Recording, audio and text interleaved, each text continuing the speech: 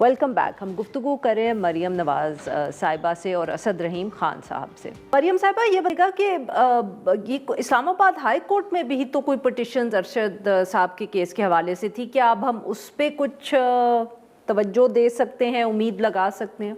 देखिए, Islamabad high court में जो अरशद शरीफ साहब के केसेस थे उनमें हामिद मीर साहब की दरख्वास्त भी थी।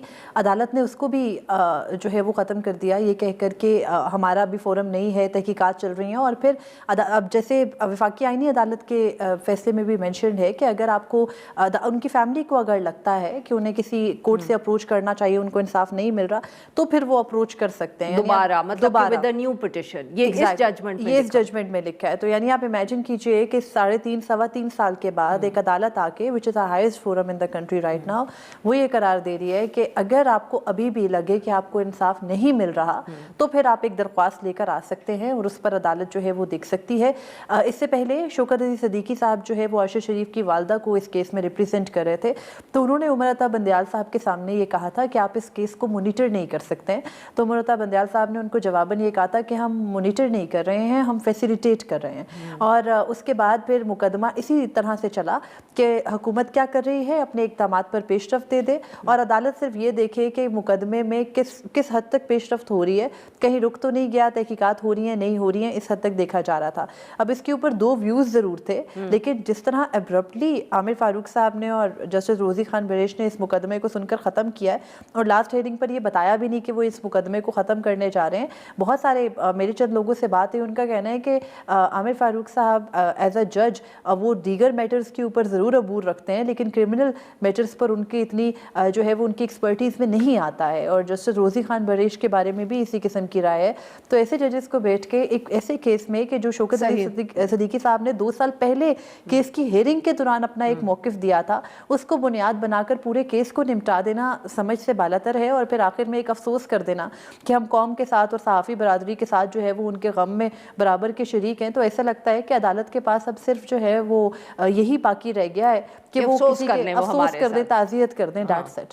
जी असद साहब, सर अब ये ऑब्वियसली आपने जो अपने व्यू का जिक्र किया, बट साथ में अगर सर मैं ये पूछूं कि अब शायद हमारी जो अदलिया है उसको ये लगता है कि बहुत ज़्यादा एग्जीक्यूटिव या हुकूमत के एडमिनिस्ट्रेटिव मामलात में मदाखलत नहीं करनी चाहिए, तो शायद इसलिए वो उन्होंने ये फैसला दिया क्योंकि वो चाहते हैं कि हुकूमत इस केस को खुद से चलाए, जैसे आपने भी और मरियम साहिबा ने भी जिक्र किया कि वो बहुत ज़्यादा उसके ऊपर मॉनिटरिंग या कंट्रोल ना करें। आपने कंट्रोल का लफ्ज़ इस्तेमाल किया, मरियम साहिबा ने मॉनिटरिंग का लफ्ज़ इस्तेमाल किया। सो शायद अब जो कोर्ट्स एक नई हम कह सकते हैं रिवायत रख रही हैं कि ज़्यादा वो मदाखलत ना करें एग्जीक्यूटिव के रोल में।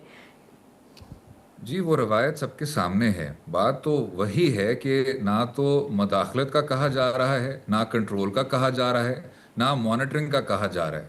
सिर्फ ये कहा जा रहा है कि आप आइन की तशरीह करते हुए लोगों के बुनियादी हकूक़ की तहफ़्फ़ुज़ करें। इससे ज़्यादा कोई इतनी ये पेचीदा रिक्वायरमेंट नहीं है। अगर आपने ख़ुद इस मामले को गंभीर करना है वो और बात है।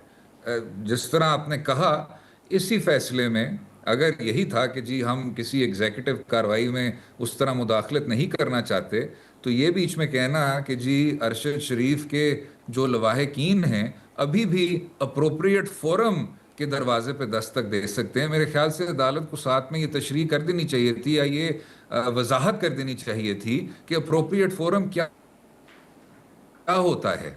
अगर मुल्क की जो सबसे आला परपोर्टेडली आला आईनी अदालत ये कह रही है कि हम हाथ खड़े करते हैं क्योंकि तफ्तीश को तो हम हाथ ही नहीं लगा सकते, तो अप्रोप्रिएट फोरम कौन सा होगा?